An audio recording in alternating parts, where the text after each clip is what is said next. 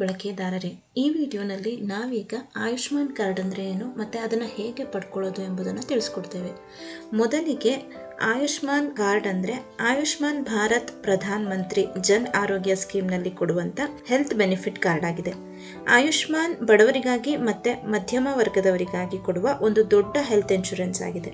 ಇದರಲ್ಲಿ ನಿಮಗೆ 5 ಲಕ್ಷದವರೆಗೆ ಎಲ್ಲ ಗವರ್ನಮೆಂಟ್ ಮತ್ತು ಪ್ರೈವೇಟ್ ಹಾಸ್ಪಿಟಲ್ನಲ್ಲೂ ಇನ್ಶೂರೆನ್ಸ್ ಕ್ಲೈಮ್ ಆಗುತ್ತೆ. ಮತ್ತೆ ಏಜ್ ಲಿಮಿಟ್ಸ್ ಕೂಡ ಇರೋದಿಲ್ಲ.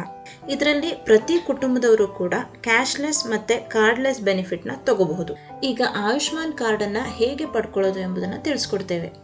ಮೊದಲಿಗೆ ನಮ್ಮ ಸೇವಾವನ್ ಪೋರ್ಟಲ್ಗೆ ಲಾಗಿನ್ ಆಗಿ ಗವರ್ನಮೆಂಟ್ ಸರ್ವಿಸಸ್ ಅನ್ನ ಕ್ಲಿಕ್ ಮಾಡಿ Ayushman up to 5 lakh insurance ಅನ್ನ ಸೆಲೆಕ್ಟ್ ಮಾಡಬೇಕು.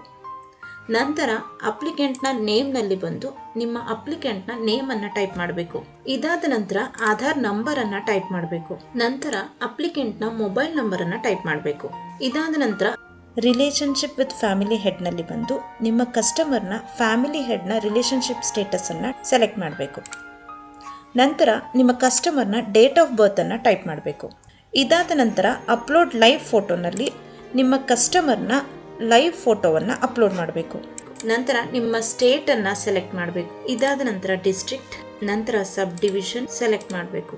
ನಂತರ ಸಬ್ಮಿಟ್ ಅಂತ ಕೊಡಬೇಕು.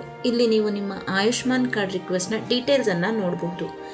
ಇಲ್ಲಿ ಡೌನ್ಲೋಡ್ ACKಯನ್ನು ಕ್ಲಿಕ್ ಮಾಡಿದ್ರೆ ನಿಮ್ಮ ಆಯುಷ್ಮಾನ್ ಕಾರ್ಡ್ ಇಲ್ಲಿ ಡೌನ್ಲೋಡ್ ಆಗಿರೋದು. ವಿಶೇಷ ಸೂಚನೆ: ಬಿಲೋ 70 ಇರೋರಿಗೆ ರೇಷನ್ ಕಾರ್ಡ್ ಇದ್ರೆ ಮಾತ್ರ ಆಯುಷ್ಮಾನ್ ಕಾರ್ಡ್ ಅಪ್ಲೈ ಮಾಡ್ಬೋದು. ಅಬೋವ್ 70 ಹಿರಿಯ ನಾಗರಿಕರಿಗೆ ರೇಷನ್ ಕಾರ್ಡ್ ಇಲ್ಲ ಅಂದ್ರೂ ಆಧಾರ್ ಕಾರ್ಡ್ ಮೇಲೆ ಆಯುಷ್ಮಾನ್ ಅಪ್ಲೈ ಮಾಡಬಹುದು.